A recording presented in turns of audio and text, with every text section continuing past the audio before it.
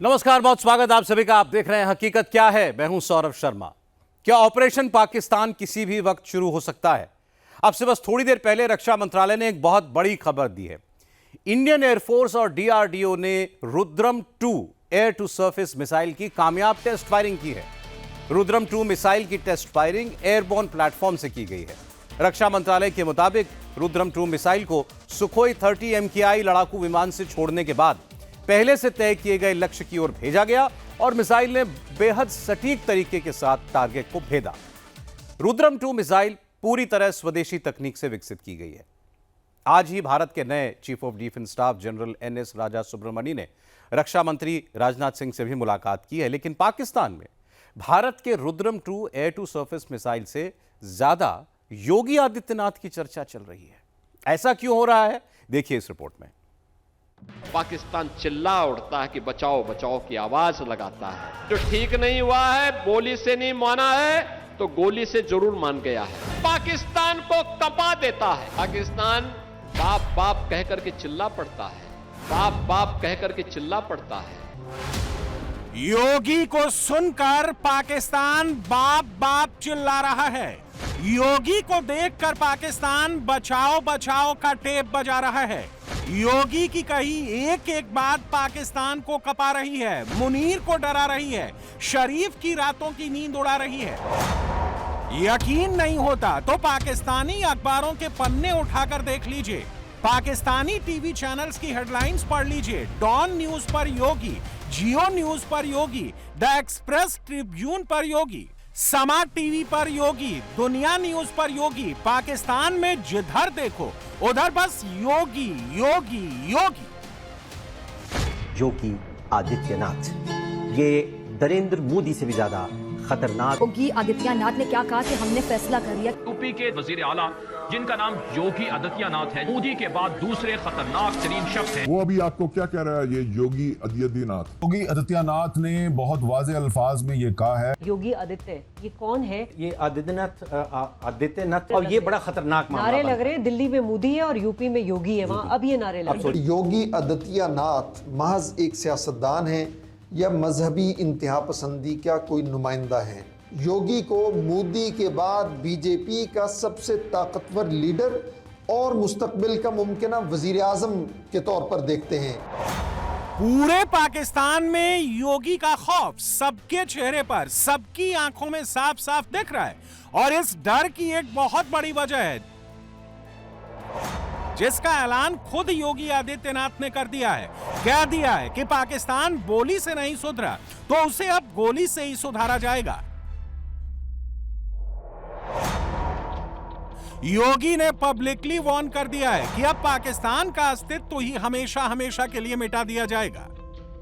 पाकिस्तान के मुंह पर तमाचा मारने के लिए हम लोग आए हैं और अगर भारत के अंदर दुस्साहस करोगे तो हमारी लखनऊ में ही अब हम लोग ब्रह्मोस मिसाइल बनाकर के ऐसा दागेंगे कि अस्तित्व ही समाप्त हो जाएगा। 48 घंटों से योगी आदित्यनाथ बार बार पाकिस्तान का जिक्र यूं ही नहीं कर रहे हैं। योगी आदित्यनाथ पाकिस्तान के फील्ड मार्शल आसिम मुनीर और शहबाज शरीफ को यूं ही ब्रह्मोस मिसाइल की याद नहीं दिला रहे। इसके पीछे एक सॉलिड रीजन है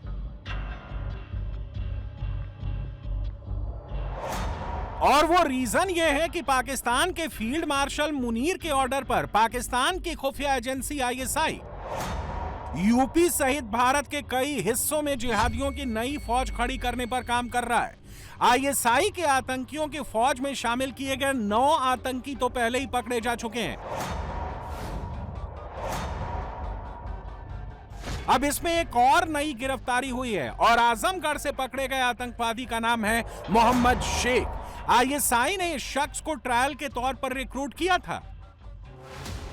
यूपी ATS को खबर मिली कि शहजाद भट्टी नाम के पाकिस्तानी गैंगस्टर का आतंकी नेटवर्क भारत के युवाओं को सोशल मीडिया के जरिए जोड़ रहा है। धार्मिक भावनाओं को भड़काकर जिहादी गतिविधियों को भारत में बड़े आतंकी हमले के लिए तैयार कर रहा है। इसी गैंग के जरिए कुछ लोगों को रेकी करने, हत्या करने, राजनीतिक पार्टियों के दफ्तरों को बम से उड़ाने और सुरक्षा एजेंसियों पर हमला करने जैसी बातों के लिए उकसाया जा रहा था। यूपी ATS को जांच में मोहम्मद शेख नाम के शख्स का पता चला। आजमगढ़ का मोहम्मद शेख शहजाद भट्टी के गैंग से पाकिस्तान और दुबई के नंबर्स पर व्हाट्सएप और सोशल मीडिया के जरिए जुड़ा हुआ था। पूरी तरह रेडिकलाइज हो चुका मोहम्मद शेख जिहाद की बातें कर रहा था और दूसरों को भी इस गैंग में शामिल होने के लिए उकसा रहा था। शहजाद भट्टी गैंग के हैंडलर अजमल गुजर और रजा पाकिस्तानी मोहम्मद शेख नाम के शख्स को कंट्रोल कर रहे थे। शहजाद भट्टी गैंग ने आजमगढ़ के मोहम्मद शेख को एक राजनीतिक पार्टी की महिला नेता की हत्या करने का काम दिया था। हत्या के बाद उसे बड़े मिशन में शामिल करने का वादा भी किया गया था। मोहम्मद शेख ने इस काम को अंजाम देने के लिए 9mm पिस्टल और 4 जिंदा कारतूस पहले ही जुटा लिए थे और जल्द ही वो अपने पाकिस्तानी हैंडलर के इशारों पर इस महिला नेता की हत्या करने वाला था। मगर उससे पहले ही यूपी एटीएस ने ISI के लिए काम करने वाले मोहम्मद शेख को धर दबोचा। जिस तरीके से सीमा पार बैठे हुए पाकिस्तानी गैंगस्टर्स ने उत्तर प्रदेश के युवाओं को बरगलाने का काम किया, गैंगस्टर्स यहाँ के युवाओं को बरगला रहे हैं, छोटी मोटी रकम दे रहे हैं और छोटे मोटे कार्य करा रहे हैं। ये सर जो इनपुट है ATS का, STF का, आप लोग के लिए कितना ज़्यादा संवेदनशील है? आंतरिक सुरक्षा के प्रत्येक मामले को उत्तर प्रदेश पुलिस बहुत ही संवेदनशीलता के साथ लेती है। हमारे पास डिफरेंट एजेंसीज के और स्वयं के द्वारा जनरेटेड इनपुट्स आते हैं। प्रत्येक ऐसे इनपुट को गंभीरता से लेते हुए उसकी गहराई तक, उसके तह तक जाया जाता है और उसमें ही ऐसे लोगों को ऐसे लोग अनकवर होते हैं, ऐसे लोगों के खिलाफ कार्रवाई होती है। ये सिलसिला आगे भी जारी रहेगा और आंतरिक सुरक्षा पर किसी भी प्रकार का कोई भी ढिलाई ना तो पॉसिबल है और ना ही होने दी जाएगी। हाल फिलहाल में आजमगढ़ से पाकिस्तानी ISI के लिए काम करने वाले कई आतंकियों को गिरफ्त में लिया गया है और नोट करने वाली बात यह है कि आजमगढ़ को उत्तर प्रदेश में समाजवादी पार्टी का भी गढ़ कहा जाता है, क्योंकि यहां लंबे समय से समाजवादी राजनीति का आधार मुस्लिम यादव यानी MY का सामाजिक गठजोड़ ही रहा है। पाकिस्तान ने समय समय पर इसे अपने फायदे के लिए इस्तेमाल किया है। योगी आदित्यनाथ ने खुद भी आजमगढ़ से सपा के कनेक्शन की जिन शब्दों में व्याख्या की है, आज वो भी देख लीजिए। अप्रैल 2019 में योगी ने कहा कि समाजवादी पार्टी ने आजमगढ़ को आतंकवाद का गढ़ बना दिया। दिसंबर 2021 में योगी ने कहा कि पिछली सरकारों की वजह से आजमगढ़ को आतंक गढ़ की पहचान मिली। मार्च 2022 में योगी ने कहा कि समाजवादी पार्टी शासन के दौरान आजमगढ़ आतंक और अपराध का अड्डा बन गया। अगस्त 2022 में योगी ने कहा कि समाजवादी शासन में आजमगढ़ आतंक का घर बन गया। मई 2024 में योगी ने कहा कि पहले देश में कहीं भी आतंकी घटना होती थी तो उसका संबंध आजमगढ़ से जोड़ दिया जाता था। जून 2025 में योगी ने कहा कि आजमगढ़ जिला कभी टेरर हब कहलाता था। और अब ISI के लिए काम करने वाले मोहम्मद शेख की गिरफ्तारी के बाद एक बार फिर से आजमगढ़ के टेरर कनेक्शन पर हेडलाइंस बनने लगी हैं। देखिए, पुराना इतिहास आजमगढ़ का है कि हमेशा आतंकवादी आजमगढ़ से पकड़े जाते हैं। क्या वजह है? ये यहाँ जो है समाजवादी पार्टी का गढ़ लोग बताते हैं। समाजवादी पार्टी के गढ़ में आतंकवादी पैदा होते हैं कहा? देखिए, ATS ने जो कार्रवाई किया हम उसकी सराहना करते हैं कि ऐसे लोग अगर पकड़े जाते हैं जो देश विरोधी गतिविधियों में लिप्त हैं, उनको कड़ी से कड़ी कार्रवाई हो। जो उन्होंने किया है उनकी हम प्रशंसा करते हैं कि उन्होंने बहुत अच्छा कदम ATS ने उठा करके इनको पकड़ा है। दुख इस बात का है कि समाजवादी पार्टी के गढ़ में ही आतंकवादी पकड़े जा रहे हैं। इसका मतलब कि समाजवादी पार्टी के नेता आतंकवादियों को संरक्षण देते हैं आजमगढ़ में, जिसके वजह से जब भी कोई पकड़ा जाता है तो आजमगढ़ के से ही गिरफ्तार होता है। ऐसा क्यों होता है भाई? आजमगढ़ का नाम आता है तो सपा के लोग सीना ठोक के कहते हैं सपा का गढ़ है। तो सपा के गढ़ में अगर आतंकवादी पकड़ा जाता है और लंबे समय तक अगर वो निवास करता है, इसका मतलब कि समाजवादी पार्टी के नेताओं का संरक्षण होगा, तभी नहीं रह रहा है। अब जितने भी आतंकवादी हैं हम आए हैं, सब एक एक पकड़ के निकालेंगे यहाँ से, सब यहाँ से चले जाएंगे। पाकिस्तान का फोकस सिर्फ यूपी का आजमगढ़ नहीं है। ISI हिंदुस्तान के कई शहरों को टारगेट करने वाले पैन इंडिया ऑपरेशन वाले प्लान पर काम कर रहा है और इसके लिए ISI ने दाऊद इब्राहिम के खासम खास मुन्ना झंगाड़ा के अलावा जिस एक आतंकवादी पर दांव खेला है उसका नाम है शहजाद भट्टी। आजमगढ़ से गिरफ्तार हुआ मोहम्मद शेख का हैंडलर यही शहजाद भट्टी है। पाकिस्तान में सोशल मीडिया इन्फ्लुएंसर के तौर पर पहचान बनाने वाला शहजाद भट्टी आज भारत की जांच एजेंसियों के मुताबिक एक ऐसे डिजिटल आतंकी नेटवर्क का आका बन चुका है जिसके तार गैंगस्टर, आतंकी मॉड्यूल, सोशल मीडिया पर युवाओं की भर्ती, हथियारों की तस्करी और भारत में अशांति फैलाने की बड़ी साजिशों से जुड़े हैं।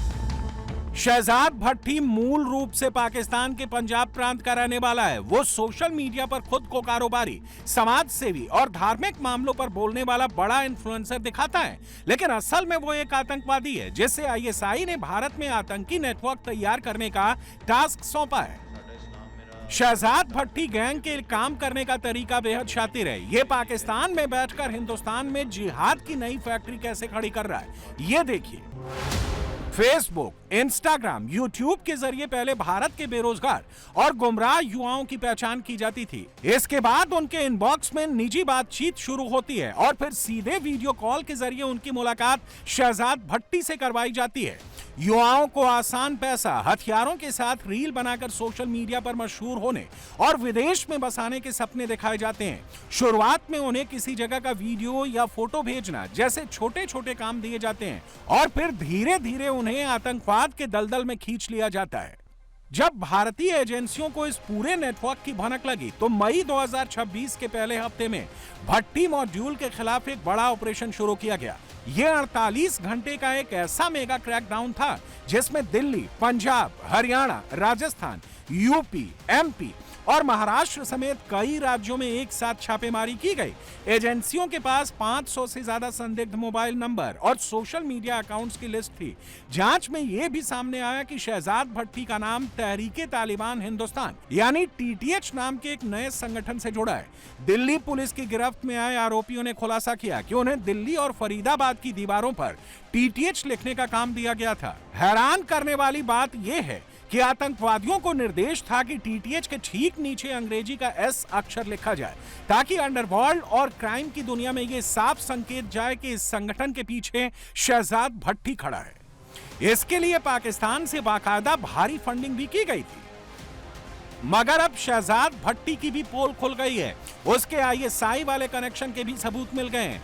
आईएसआई ने मुन्ना झंगाड़ा और शहजाद भट्टी के दम पर जिन जिहादियों की फौज तैयार की थी वो भी पकड़े गए हैं। और अब योगी आदित्यनाथ ने भी मुनीर को चेतावनी जारी कर दी है कि बोली से नहीं सुधरा तो गोली से सुधारेंगे। पाकिस्तान का अस्तित्व मिटाकर ही दम लेंगे। रोज भारत को चिढ़ाने का काम करने वाले पाकिस्तान की छाती पर जो मिसाइल दागी जाती है उसका निर्माण लखनऊ में हम लोग करवाते हैं और पाकिस्तान की वही मिसाइल पाकिस्तान को कपा देता है। पाकिस्तान बाप बाप कहकर के चिल्ला पड़ता है।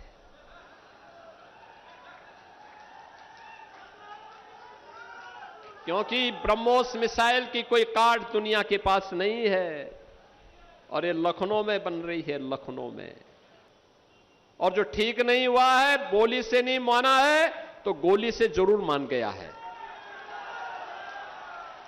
लेकिन देश की रक्षा करने के लिए आज ब्रह्मोस मिसाइल यूपी के अंदर बन रही है और यही ब्रह्मोस मिसाइल जब भारत का बहादुर जवान दुश्मन की छाती पर दागता है वह पाकिस्तान चिल्ला उठता है कि बचाओ बचाओ की आवाज लगाता है। योगी ने जो कहा है उसका अगला चैप्टर ऑपरेशन सिंदूर पार्ट 2 है जिसकी तैयारी नॉन स्टॉप हो रही है। हथियारों की टेस्टिंग भी हो रही है। ऑन ग्राउंड ऑपरेशंस के लिए इंडियन आर्म्ड फोर्सेस भी पूरी तरह से रेडी हैं। बस गो अहेड का ऑर्डर मिलने की देरी है। भारत ऑफेंसिव एक्शन लेगा, अटैक करेगा। हाल फिलहाल में रक्षा मंत्री से लेकर सेना प्रमुख तक सबने पाकिस्तान को इसकी वार्निंग दी है। एक बार नहीं, बार बार दी है। Operation Sindoor is concerned, firstly, it is still continuing. There is temporary cessation of hostilities. So the Indian Army or all the three services are preparing well for Operation Sindoor 2.0 if it takes place. इस बीच पाकिस्तान का blood pressure बढ़ाने वाली सबसे बड़ी खबर आ गई है। और वो खबर ये है कि भारत ने फ्रांस से 114 नए राफेल लड़ाकू विमान खरीदने के लिए औपचारिक लेटर ऑफ रिक्वेस्ट तैयार कर लिया है और उसे फ्रांस को भेज भी दिया है। इसका मतलब यह हुआ कि अब फ्रांस 114 राफेल लड़ाकू विमानों की कीमत, उत्पादन क्षमता और लॉजिस्टिक सपोर्ट से जुड़ा अपना जवाब देगा। यह जवाब अगले 2 से 3 महीनों में मिलने की उम्मीद है। इसके बाद दोनों देशों के बीच डील पर औपचारिक बातचीत शुरू होगी। अधिकारियों का मानना है कि अगले 1 साल के भीतर इस सौदे को अंतिम रूप दिया जा सकता है।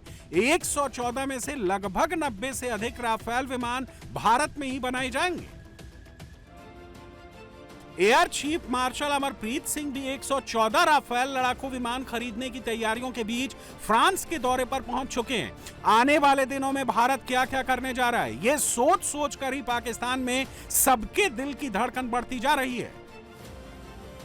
भारत के लोग उठ के, खास तौर पे आपके आर्मी चीफ या आपके ऐसे लोग जो डिफेंस के बारे में बात करते हैं, वो उठ के कहने लगते हैं ऑपरेशन सिंदूर जारी है, ऑपरेशन सिंदूर जारी है। अरे ये ऑपरेशन सिंदूर है या साल भी बहुत ही है जो खत्म ही नहीं हो रहा। लेकिन बात सारी ये है कि वो आप शुरू है कहते रहिए, लेकिन कुछ थोड़ा सा रुक जाइए, इसलिए कि अभी आपने जो कह के आपने काम कर दिया है। इस वक्त पाकिस्तान की गवर्नमेंट और पाकिस्तान की उन एजेंसीज का जो अपना बजट बढ़वाना चाह रहे थे, डिफेंस बजट के, डिफेंस बजट बढ़ा दो, भारत हमला कर देगा। ये जो आपके आर्मी चीफ साहब हैं, ठीक है ना, जनरल द्विवेदी, मेरा ख्याल है यही नाम है इनका, if I am not wrong, और इनका कहना यह है कि जी ऑपरेशन सिंदूर जो है वो जारी है। और सर जारी है, ये तो हमें पता है, आप लोग तो मतलब 500 बार हमें बता चुके हैं कि ऑपरेशन सिंदूर जारी है। हम तो जहां जाते हैं यही कहा जाता है कि ऑपरेशन सिंदूर जो है वो जारी है, और अभी जो है वो पाकिस्तान के साथ जो कॉन्फ्लिक्ट चल रहा है वो अभी खत्म नहीं हुआ है, और अगली बार जो आप लोग अटैक करेंगे तो वो तो हम सोच भी नहीं सकते। खैर वो पिछली बार भी हम नहीं सोच रहे थे, आपको पता है सोचने का काम हम करते नहीं है, आपको पता नहीं ऐसा क्यों लगता है कि हम लोग सोचा करते हैं। लेकिन हाँ ये जरूर है कि अभी बार बार ये कह के कि ऑपरेशन सिंदूर 2.0 जो है वो जारी है और अगला कॉन्फ्लिक्ट उससे भी ज्यादा स्ट्रॉन्ग तरीके से होगा, ये कह के सर आपने जो है ना डिफेंस का बजट बढ़वा देना और कुछ नहीं होना। एक लाइन में कहें तो पाकिस्तान को हर फ्रंट पर घेरने का प्लान रेडी है। अमेरिका भी खुलकर कह चुका है कि पाकिस्तान भारत में आतंकवादी हमले कराता है। ट्रंप ने कुछ दिनों पहले कहा है कि जरूरत के वक्त पर वो हमेशा भारत के साथ ही खड़े रहेंगे। ऊपर से भारत में टेरर मॉड्यूल को एक्टिवेट करने वाले पाकिस्तानी प्लान का खुलासा होने के बाद यह तय माना जा रहा है कि आज नहीं तो कल कुछ ना कुछ बड़ा होने वाला है, और इसकी सबसे ज्यादा चर्चा पाकिस्तान में ही है। दाऊद से लेकर मुनीर तक सबके सब इस वक्त कांप रहे हैं, घबरा रहे हैं। काउंटर टेररिज्म के ऊपर उन्होंने इंडिया को कहा कि जनाब हम इस वक्त, आप काउंटर टेररिज्म की बात करते हैं तो पाकिस्तान को हमने प्रेशर के अंदर रखा हुआ है, और आपने उनसे जो भी काम करवाना है आप हमें बताएं, हम उनसे करवाएंगे, हम उनको लाइन के ऊपर लेके आएंगे, क्योंकि वो हमारे प्रेशर के अंदर हैं। ये बातचीत जो है वो हुई है, जो हमें पता चला है। और उसके अलावा जो है वो मार्को रूबियो की ओपिनियन ये भी थी कि पाकिस्तान को दबा के काम निकलवाया जा सकता है और हमारे जरिए निकलवाया जा सकता है, तो आप हमारे साथ कोऑपरेशन करें। और उसके ऊपर अजित डोवाल ने ये भी बातचीत की है कि पाकिस्तान, मतलब आसिम मुनीर खासतौर के ऊपर लीडरशिप तो वही है, वो डबल डीलिंग करता है। आप जो मर्जी बात कह लो, वो आपको कोई और बात करेगा, अंदर कोई और बात करेगा आसिम मुनीर। तो इसके ऊपर हमारी इतलात के मुताबिक मार्को रूबियो ने एग्री किया, या एग्री करने के अलावा उनके पास कोई और ऑप्शन नहीं था। मार्को रूबियो को अच्छे तरीके से ग्रिल किया गया काउंटर टेरर मेजर्स के ऊपर, खास तौर के ऊपर। डोवाल की बातचीत के बाद जो मार्को रूबियो ने, जो मैंने आपको वीडियो दिखाई, और उन्होंने कहा कि भाई हम ताल्लुकात को मजीद मजबूत करने आए हैं। और सदर ट्रंप ने भी जो है वो, मैंने आपको वीडियो दिखाई कि आके स्टेज के ऊपर कहा कि भाई हम जो है वो, I love India, I love prime minister Modi, तो India is a great country. ये जो बातचीत है ये अब विजिबली नजर आ रहा है कि अब ये ताल्लुकात अपने सेटल करना चाहते हैं इंडिया के साथ।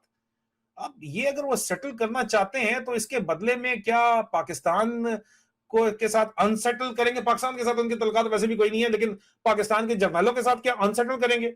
उस पे अमेरिका कहता है कि नहीं यार, हम उनके जर्नैलों के जरिए, आपने जिनको कंट्रोल करना है हम कंट्रोल रखेंगे, प्रेशर हमने उनके ऊपर डाला हुआ है, हमारे प्रेशर के अंदर है। वो हर चीज को कह रहे हैं कि जनाब धुरिंदर है ये सारा कुछ। ये क्या है? धुरिंदर। कि जनाब देखें, हम तो जैसे धुरंधर मूवी के अंदर था वही स्टाइल है, वैसे ही हम करते हैं, वही हमारा मॉडल वही है, हमारा मॉडल वही है। ये बेसिकली इट मीन्स कि इंडिया अभी भी ट्रैक ट्रेस कर रहा है उन लोगों को जिनको वो समझते हैं कि जो इंडिया के अंदर इन्वॉल्व। ये पॉइंट, इसको हमें थोड़ा सा वी मस्ट स्टडी दिस, इसको स्टडी करना चाहिए। और भारत के जो नेशनल सिक्योरिटी एडवाइजर हैं Ajit Doval, he is the guy who has knowledge of such kind of people, और वो ये समझते हैं कि इन लोगों को ट्रैक ट्रेस करना है। और बेसिकली ये प्राइम मिनिस्टर मोदी का मॉडल है, ये प्राइम मिनिस्टर मोदी का मॉडल है कि हाँ जी हमें ये सब चीज़ें करनी है, ठीक है। और वो ये समझते हैं कि this is what we have to do. Indians जो हैं उन्होंने बड़े पैमाने के ऊपर ऐसे लोगों को ट्रेस किया। अच्छा, इस सिलसिले में इंडिया ने एक प्रॉपर कैंपेन पाकिस्तान के अंदर की, बहुत सारे लोगों को उन्होंने पकड़ा, मारा। बहरहाल मुझे जो चीज़ समझ नहीं है वो ये है कि इंडियंस ने बड़े पैमाने पे यहाँ पे अपना नेटवर्क बनाया, और इंडियंस ये समझते हैं कि हमें कोई ना कोई काम इस तरह से करते रहना चाहिए, कोई ना कोई ऐसे काम जो है वो करते रहना चाहिए, और इन लोगों को कैप्चर करना चाहिए जो लोग they are into this game. अच्छा, आपको पता होगा कि डोवल साहब जो हैं basically he is the architect, he is the mastermind of this entire episode and story. वो इसके मास्टर माइंड है। वो ये समझते हैं कि हाँ जी पायना चीज़ करने की ज़रूरत है, और ये हम पाकिस्तान को पैगाम दे सकते हैं कि what we want to do, what are we doing, so on and so forth. इनको चुन चुन के मारा जाए जहाँ पे भी हैं ये। This is what Indians want. क्योंकि इंडियन लीडरशिप अगर ये सोच बैठी है कि हमने ऐसे बंदों को करना है, तो that's a very important question. इसके बहुत लंबे चौड़े कॉन्सिक्वेंसेस हैं। पाकिस्तान में पैनिक हिंदुस्तान के ऑपरेशन सिंदूर 2.0 का भी है, और अननोन गनमैन का खौफ भी सबके सर चढ़कर बोल रहा है। ऊपर से योगी आदित्यनाथ ने भी चेतावनी जारी कर दी है। तभी तो शरीफ और मुनीर अभी से बाप बाप चिल्लाने लगे हैं, बचाओ बचाओ का राग अलापने लगे हैं। पाकिस्तान में सबके सब इतना डरे सहमे समे हैं